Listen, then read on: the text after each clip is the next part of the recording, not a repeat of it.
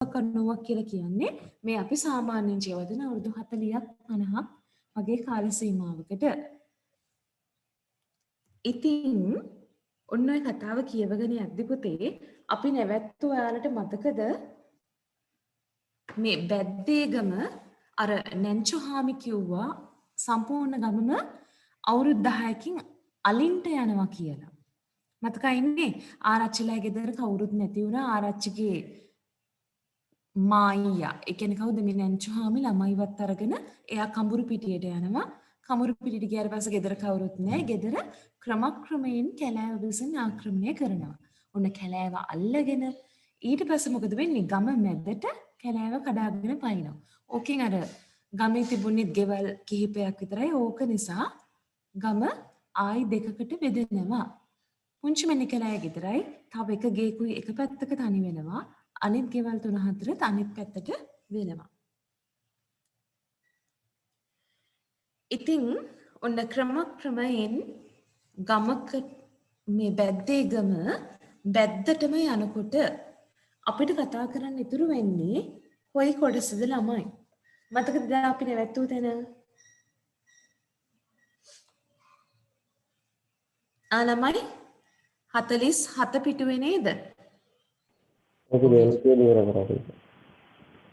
කෙසේ වෙතත් ගම විනාශ මුඛයෙහි යන හැඟීම නේද? ඔව් ටීචර්. හරි. පුතේ එහෙනම් කියවන්න බලන්න. කවුද කියවන්නේ? තාමර මුලින්ම කියන දශක ඊට පස්සේ කියන්න.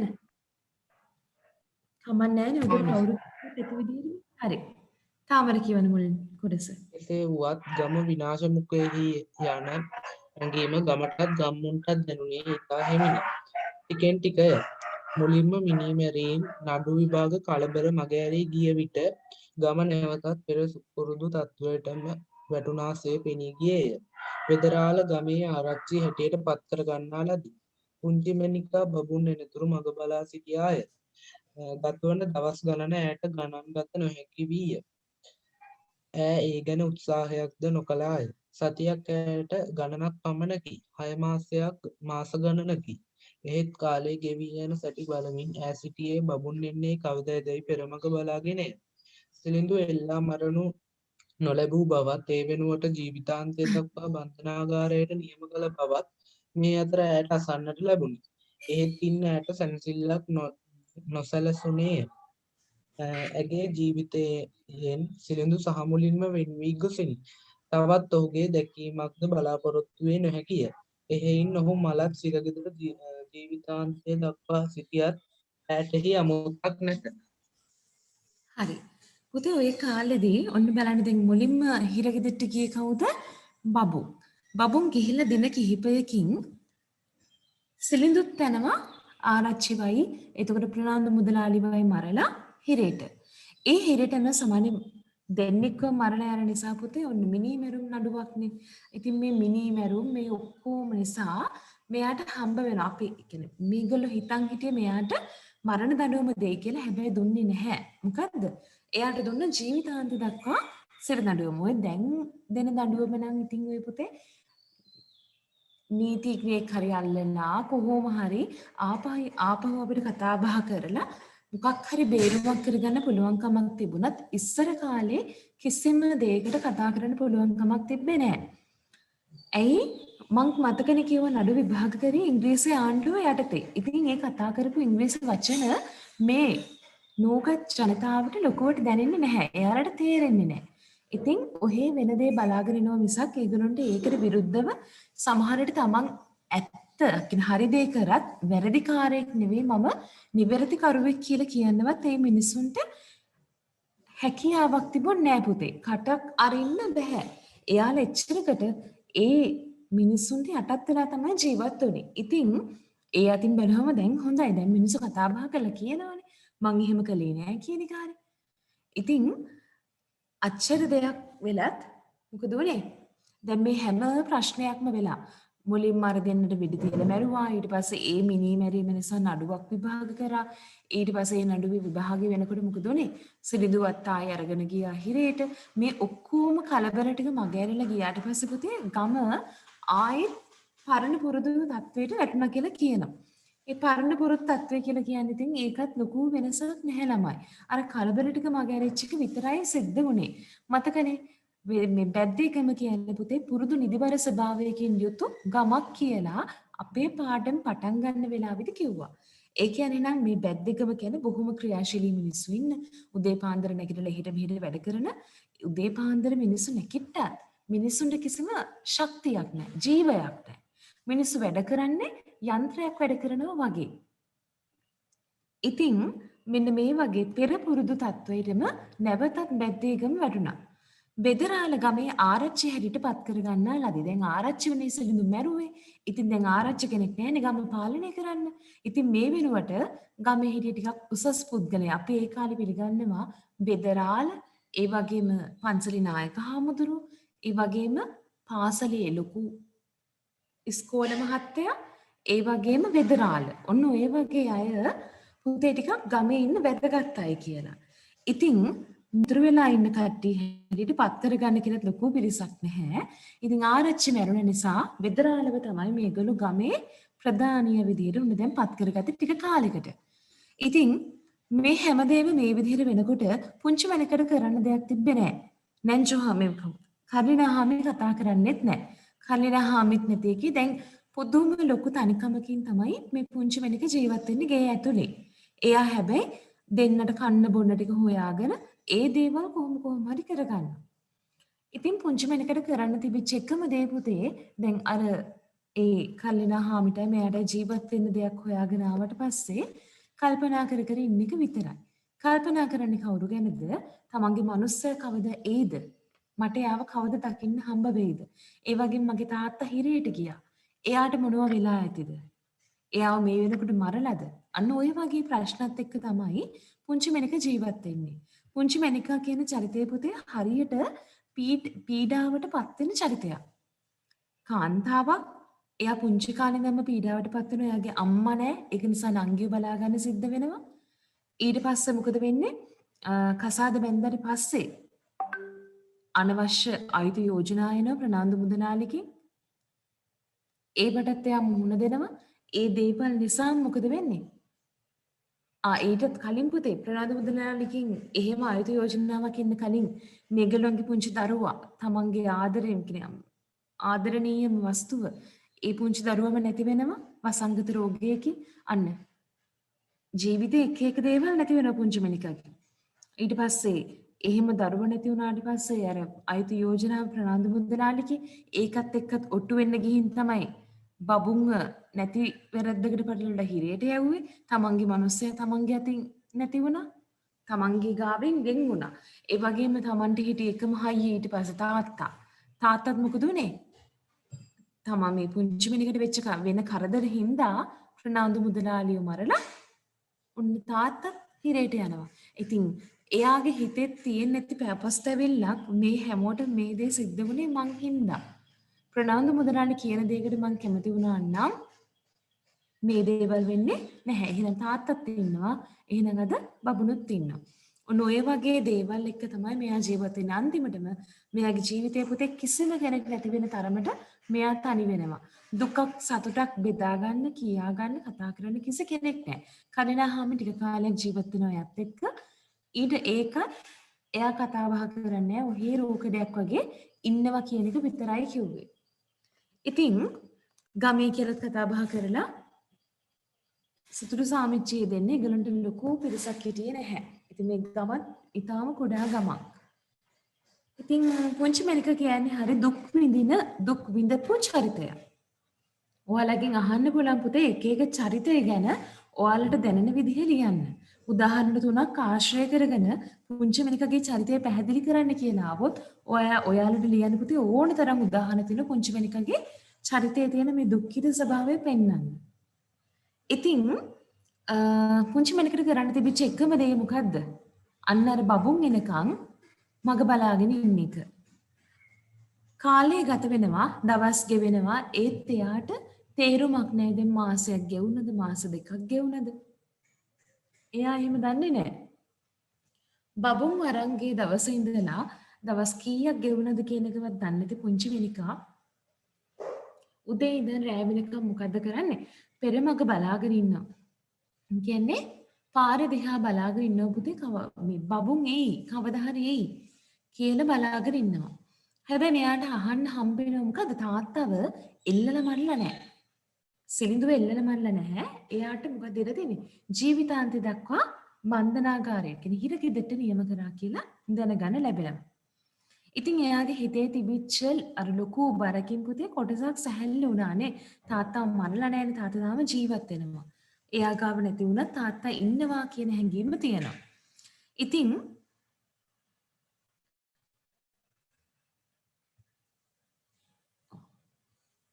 ඇගේ ජීවිතයෙන් සිලිඳු සහ මුලින්ම වෙන් වී ගොසිනි.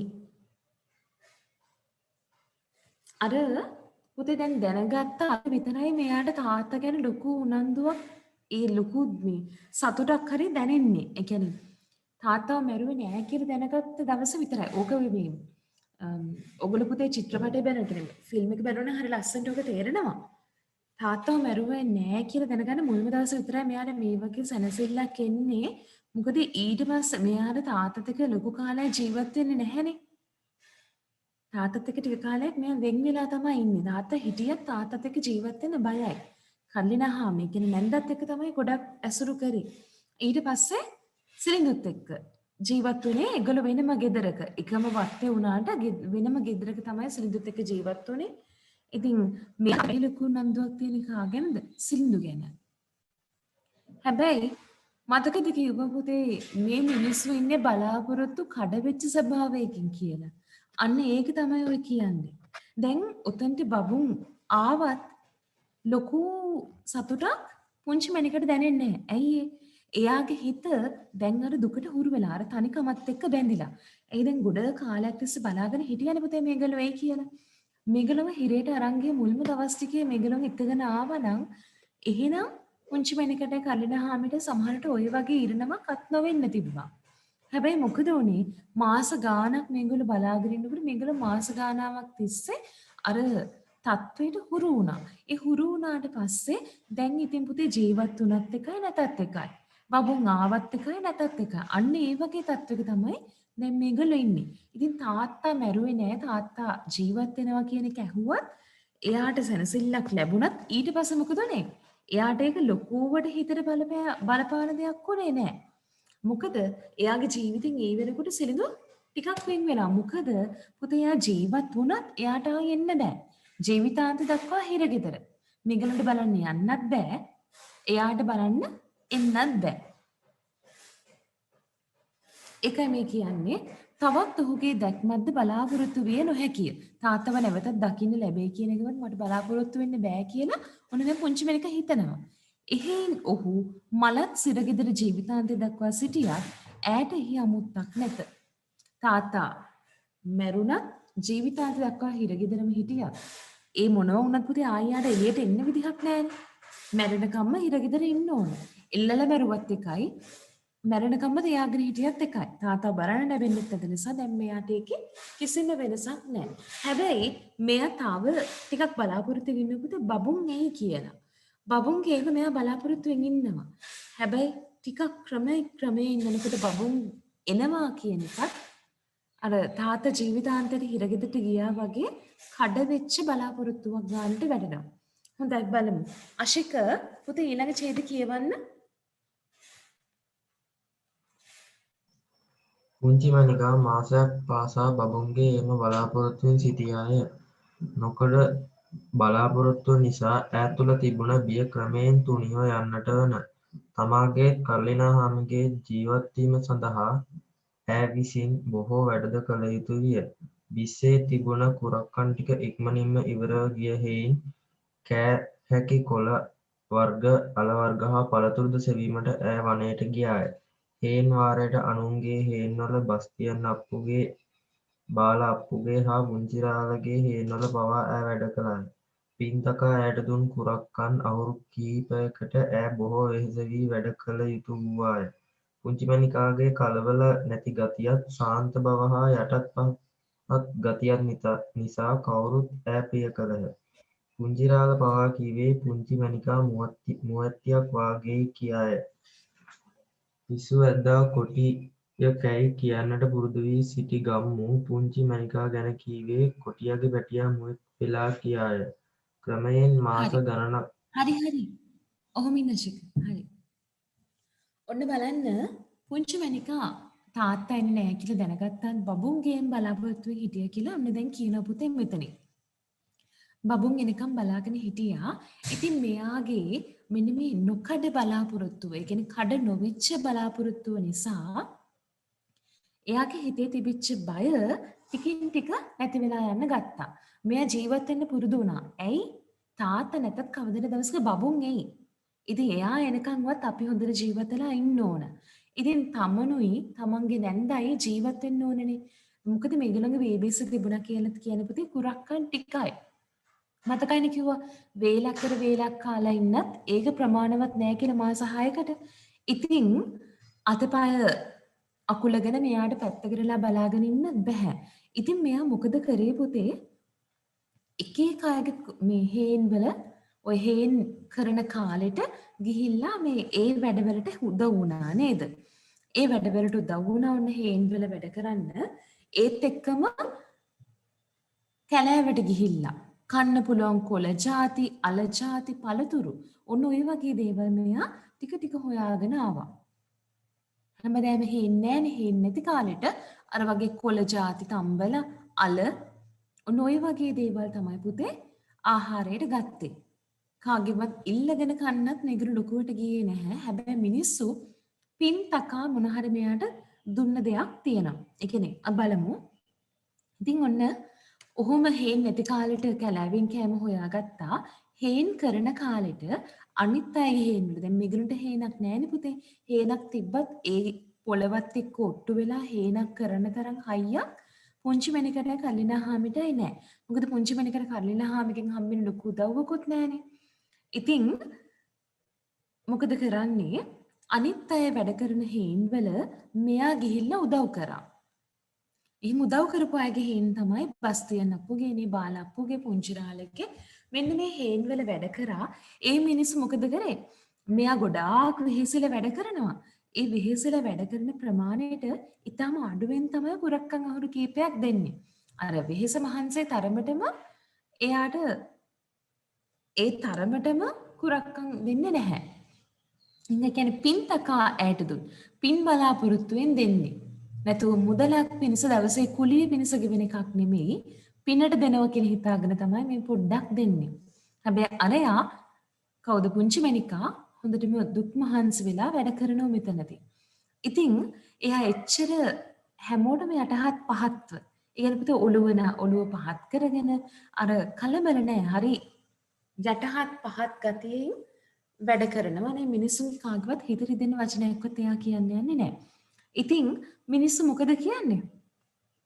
මේ පුංචි රාළ කියන්නේ එතන ඔය හේන් ගොවියෙක්. මේගොල්ලෝ ඒ කාලේ නම් දන්න අඳුරන ඔය ගමේ ජීවත් වෙන හේන් ගොවියෙක්. ඉතින් මේ පුංචි රාළත් කියනවා මොකක් කියලාද? මේ පුංචි මණික මුවැත්තියක් වගේ. ඒ කියන්නේ හරියට මුවෙක් වගේ. මුවා කොයි වගේද? අහිංසකයි. දරුණු සතෙක් ආවම මොකද කරන්නේ? කඩාගෙන මිදගෙන දුවනවා. තමන්ගේ ජීවිතේ බේරගන්න, පණ බේරගන්න. අහිංසකයි කාටවත් කරදරයක් නැහැ. කන්නේ බොන්නේත් කොළ ಜಾති නේද? කොළ ಜಾතිත් එක්ක ශාකභක්ෂක කියලා අපි දන්නවනේ පුංචි කාලේ ඉගෙන ගන්නවනේ. ඉතින් මිනිස්සු කියන පොතේ වැද්දා කොටිය, පිස්සු වැද්දා කොටිය කියනට පුරුදු වී සිටි ගම්මු. කවුද පිස්සු වැද්දා? පිස්සු වැද්දා කියලා කියන්නේ පුංචි මණිකාගේ තාත්තා. පුංචි මණිකාගේ තාත්තා කියන්නේ සිලිඳු.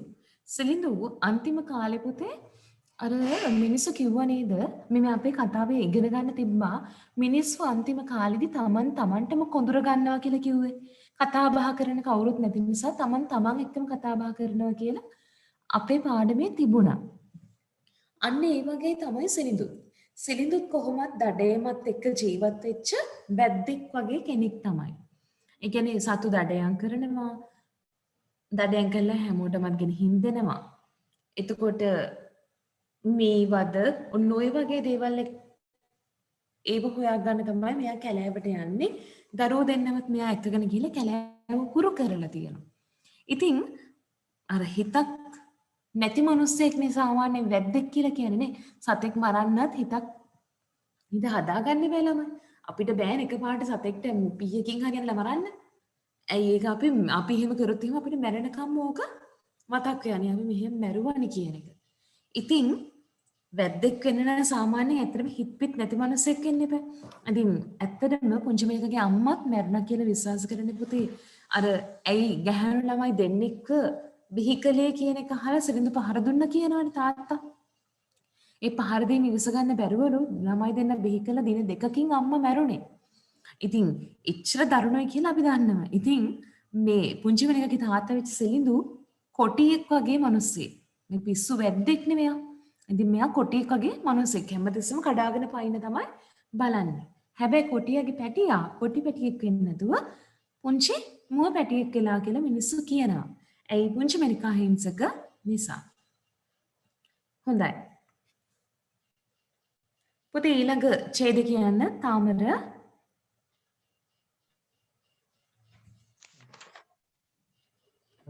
ක්‍රමයෙන් මාස ගණනක් ගත වී ගියාට පසු පුංචි මැනිකා දවස පටන් ගන්නට පුරුදු වූයේ අද බබුන් ගෙදර එයි යන බලාපොරොත්තු වෙනි.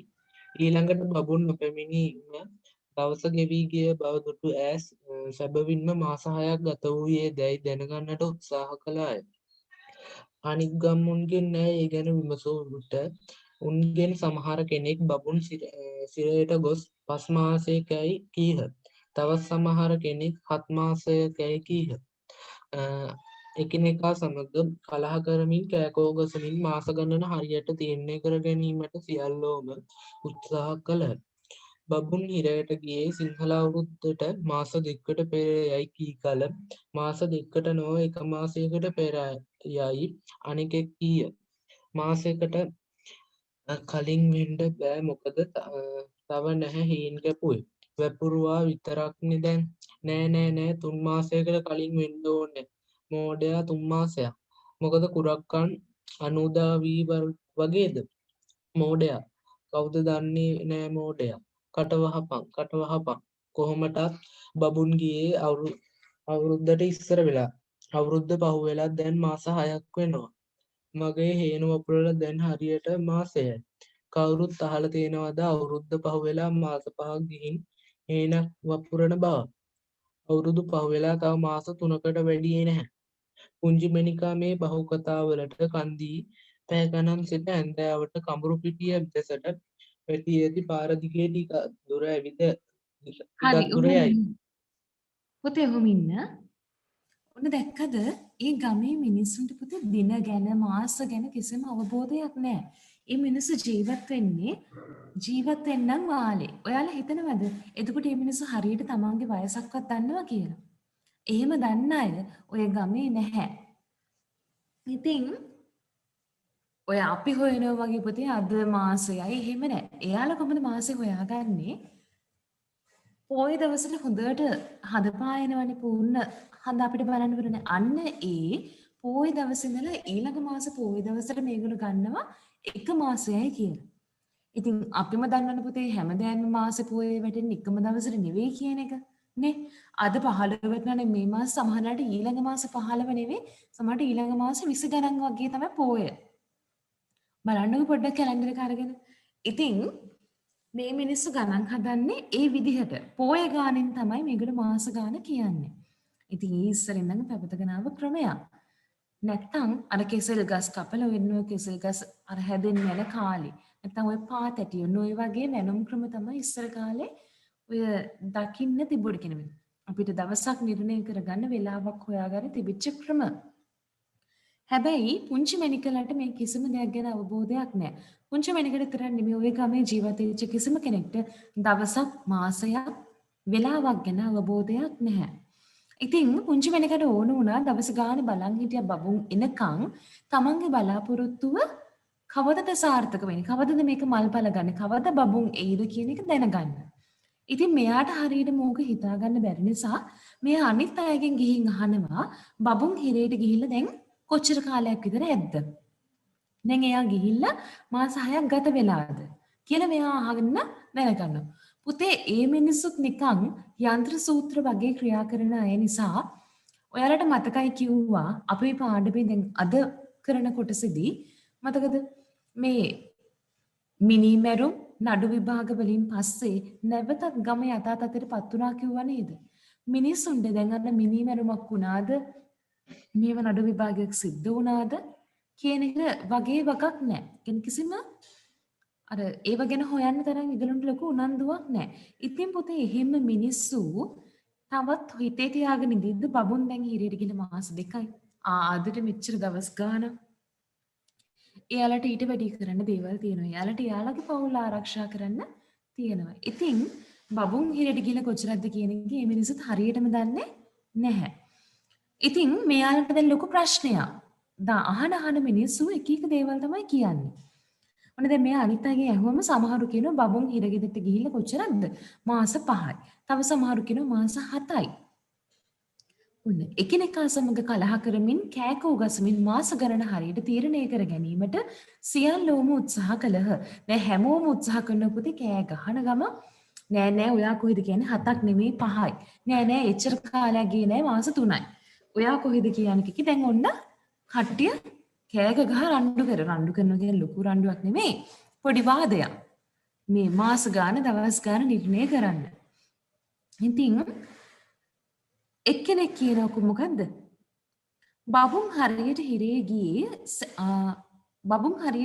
ගියේ සිංහල අවුරුද්දට මාස 2කට පෙර යයි කී කල මාස 2කට නොව එක මාසයකට පෙර යයි අනිකී කීය අන්න එක මිනිස්සෙක් කියන සිංහල අවුරුද්දට කියන්නේ මේ අප්‍රේල් මාසෙට සිංහල අවුරුද්ද මේ සිංහල අවුරුද්ද ලබන්න මාස 2කට කලින් තමයි බබුන් හිරේට ගියේ. තව එක්කෙනෙක් කියනවා නෑ මාස 2ක් නෙවෙයි මාසයකට තමයි එයා හිරේට ගියේ. ඊට පස්සේ කියනවා මාසයකට කලින් වෙන්න බෑ. මොකද තව නැහැ හේන් කැපුවේ. මාසයකට කලින් ගියා නම් මේ වෙනකොට හේන කපන්න ඕන කාලේ හරි. හේනේ අස්වැන්න අරගෙන දැන් ඔන්න වගාව කපන කාලේ හරි වෙන්න ඕන. හැබැයි තාම එහෙම දෙයක් නැහැ. මොකද වැපිරුවා විතරයිනේ. ඒ කියන්නේ මේ දැන් තමයි කුරහන් බීජ ටික පැල කරේ. ඒ නිසා මාසයකට කලින් වෙන්න බෑ. අනිවාර්යෙන් මාස 2කට කලින් වෙන්න ඕන. ඊට පස්සේ අහනවා මොකද්ද? අනිත් එක්කෙනා කියන මෝඩයා 3 මාසයක්. තව එක්කෙනෙක් කියන්නේ නෑ මාස 2කුත් නෙවෙයි මාසයකට කලිනුත් නෙවෙයි මාස 3කට කලින්. මොකද කුරක්කම් 90 වී වගේද පුතේ වී જાතියක් තියෙනවා දින 90කින් පැලවෙන ඒවා. ඒ කියන්නේ දින 90ක් ඇතුළත හොඳට ඵලදාව ලැබෙන ඒවා. ඒකයි අපි කියන්නේ 90 වී. දින 90ක් ඇතුළත ඵලදාව ලබා ගන්න පුළුවන්. ඒ අර වී වල පුතේ එක එක ප්‍රභේද තියෙනවනේ. අන්නේ එකක් තමයි ඔය.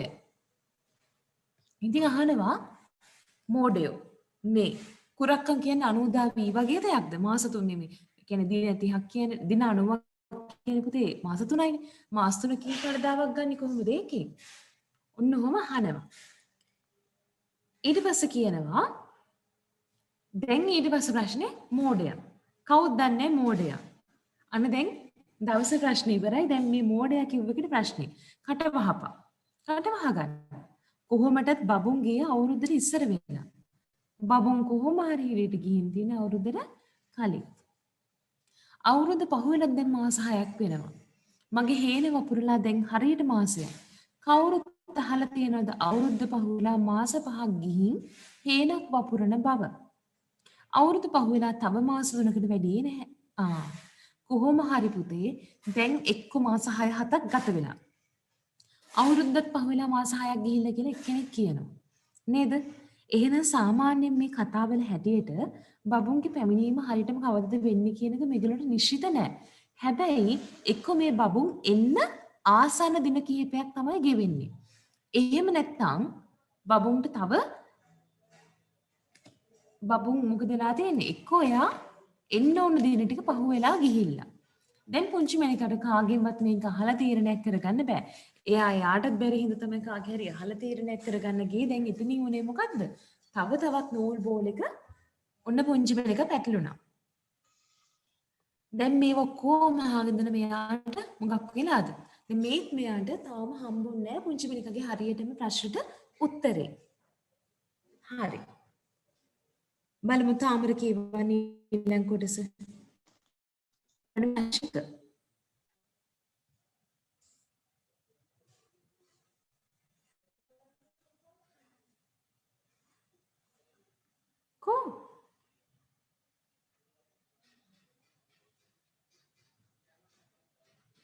ළමයි